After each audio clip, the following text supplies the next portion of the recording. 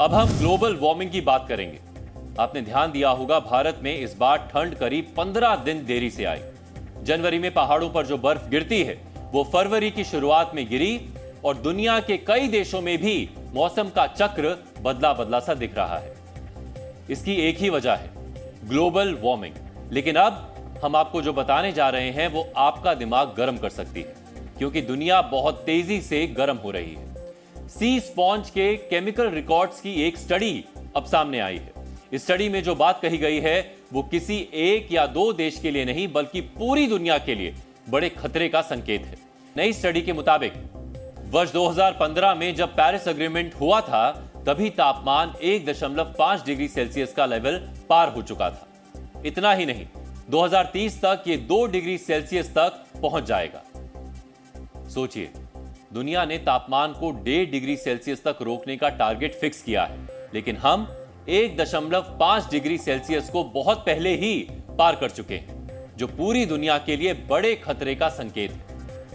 नई स्टडी बताती है कि दुनिया कितनी तेजी से गर्म हो रही है, जिसका असर यह है कि बढ़ते तापमान की वजह से ही दुनिया भर में खतरनाक मौसमी आपदाएं देखने को मिल रही हैं। कहीं अचानक बाढ़ आ रही है, तो कहीं तूफानों की संख्या बढ़ी है। कई देशों में गर्मी रिकॉर्ड स्तर पर पहुंची है।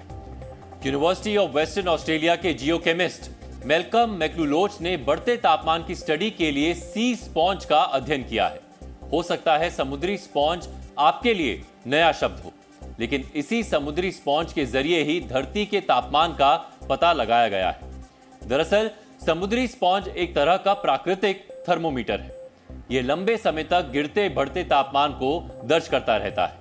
समुद्री स्पॉन्ज में स्ट्रोटियम और कैल्शियम का अलग अलग अनुपात होता है, जो पानी के नीचे बढ़ते तापमान का रिकॉर्ड रखता है।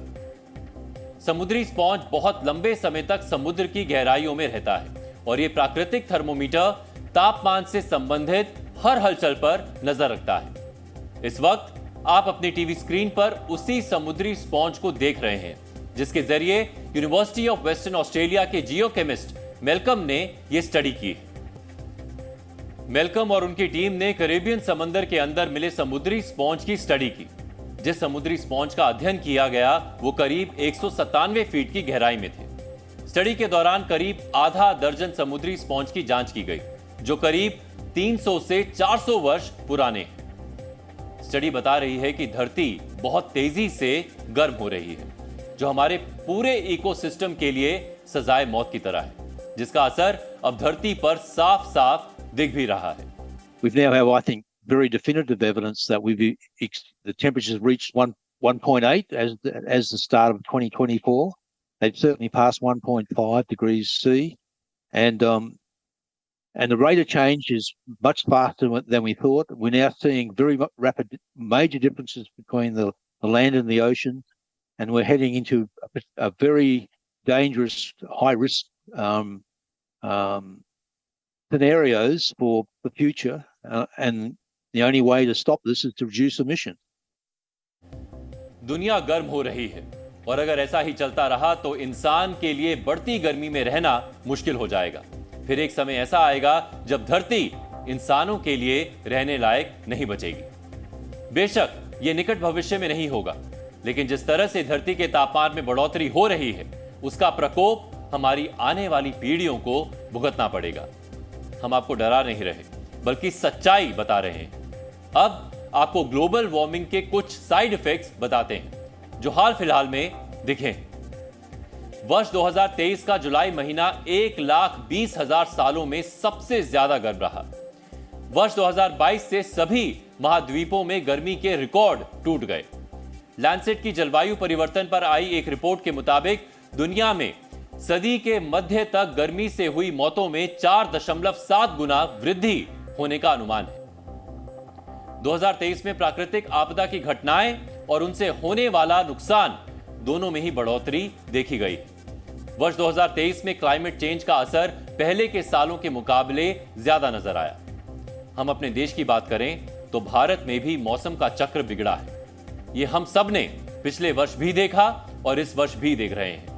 आमतौर पर साल के आखिर में या जनवरी महीने के शुरुआत में पहाड़ों पर बर्फबारी होती है, लेकिन इस बार बर्फबारी या तो जनवरी के आखिर में हुई या फिर फरवरी की शुरुआत में।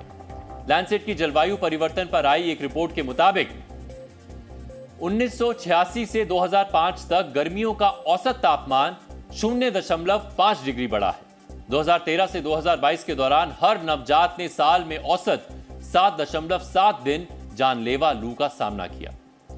वर्ष 2020 में PM 2.5 8,15,000 लोगों की मौत की वजह बना, जो 2005 की तुलना में 35% ज्यादा है।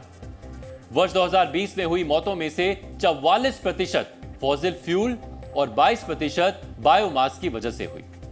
वैसे ग्लोबल वार्मिंग का जो असर दिख रहा है उसका कसूरवार इंसान ही है। इंसानी गतिविधियां धरती के गर्म होने की बड़ी वजह है। फॉसिल फ्यूल्स के जलने से हर साल 40 अरब टन CO2 पैदा होती है, जो धरती के गर्म होने की बड़ी वजह है।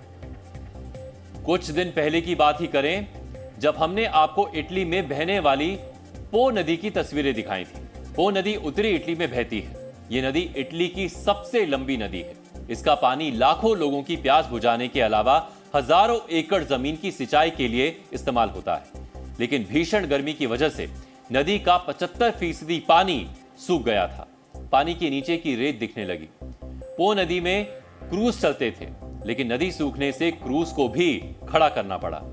चाहे वो साउथ अफ्रीका हो, अमेरिका की बाढ़ हो, अल्जीरिया कनाडा के जंगलों में लगी आग हो या कई देशों में समय से पहले हुई भीषण बर्फबारी हो, प्रकृति हर जगह नाराज नजर आई है, जिसका सिर्फ और सिर्फ एक ही कारण है और वो कारण है ग्लोबल वार्मिंग।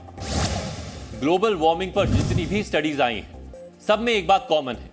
हर स्टडी में कहा गया है तापमान बहुत तेजी से बढ़ रहा है, जिसका नुकसान इंसान और इस धरती पर रहने वाले जीव जंतुओं को भुगतना पड़ेगा। ये एक ऐसी समस्या है जिसका समाधान भी इंसान को ही निकालना है। ग्लोबल वार्मिंग को रोकने के लिए विश्व के सभी देशों को एक साथ एक मंच पर आकर ठोस कदम उठाने होंगे।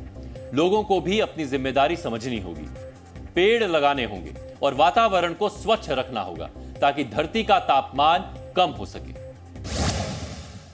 अब आज का प्रेरक विचार, गुस्सा करना अपने पैरों पर कुल्हाड़ी मारने जैसा है, क्योंकि हम जिस पर गुस्सा करते हैं उससे ज्यादा नुकसान हम खुद का करते हैं। डीएनए में आज इतना ही। अब आपसे हमारी मुलाकात होगी कल रात 9 बजे आपसे जुड़ी नई खबरों और विश्लेषण के साथ। नमस्कार। जी